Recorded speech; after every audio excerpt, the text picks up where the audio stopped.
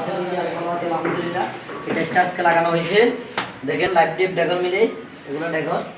এই live deep এখানে একটা প্রবলেম হয়েছে কি, ক্লিপ ছাড়া লাগালে কি হয় আর ক্লিপ দিয়ে লাগালে কি হয়, এই জিনিসটা আপনাদেরকে সকালকে আমি বুঝাইতেছি। আগে বুঝি নেন, তারপরে জিনিসটা বলবেন।